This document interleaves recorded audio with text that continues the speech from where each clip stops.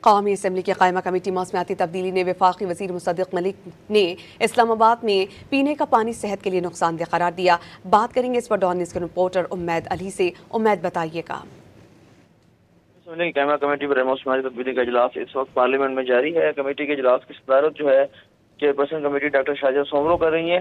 انہوں نے جو ہے آج پارلیمنٹ لاجز میں جو غیر معیاری پانی ہے اس حوالے سے جو ایجنڈا تھا اس حوالے سے جب بحث کی تو وفاقی وزیر جو موسمیاتی تبدیلی ہیں انہوں نے بھی اس بات کا اعتراف کیا کہ اسلام آباد کے علاقوں میں بھی جو ہے صاف پانی پینے کا جو پانی ہے وہ غیر معیاری ہے اور جو ہے پارلیمنٹ لاجز کا پانی بھی پینے کے قابل نہیں ہے۔ جو چیئرپرسن کمیٹی ہے انہوں نے اس بات کی جو ہے وہ باقاعدہ جو ہے انہوں نے ڈسپلیئر بھی جو ہے اظہار کیا ہے۔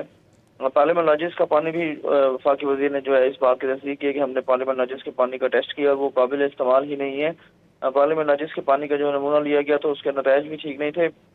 اسلام آباد کے دیگر علاقوں میں بھی پانی کا جو پینے کا جو صاف پانی ہے وہ اس طرح سے ٹھیک نہیں ہے۔